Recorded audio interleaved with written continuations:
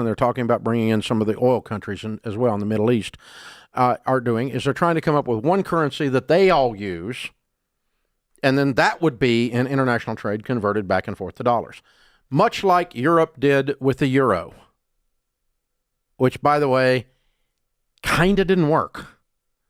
When we had this exact same crap when France did away with their own currency. The Brexit was the big deal, whether the UK was going to get involved or not, and the euro was traded all over Europe, and they did away with their basic currency, and now the U.S. is just going to have, it's a one world currency. It's the end times of revelation, and this is what comes up, right? Okay.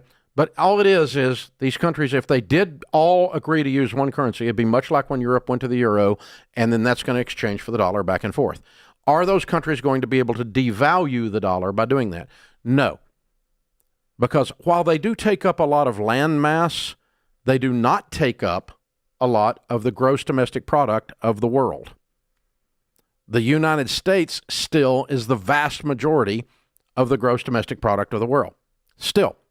China is big. Russia is basically horrible.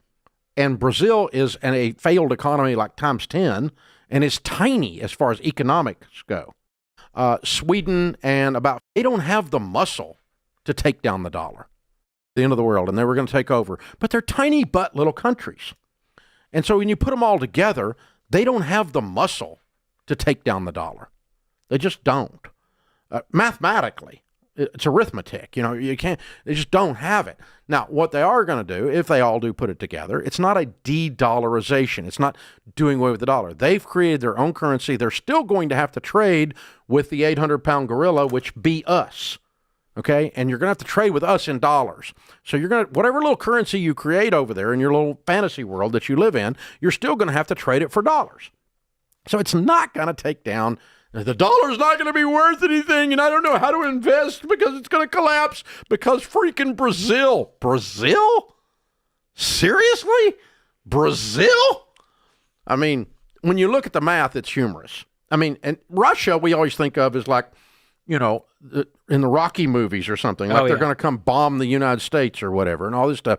But when you look at even though it's a huge landmass, their economic production is pitiful. It's pitiful. Because communism sucks.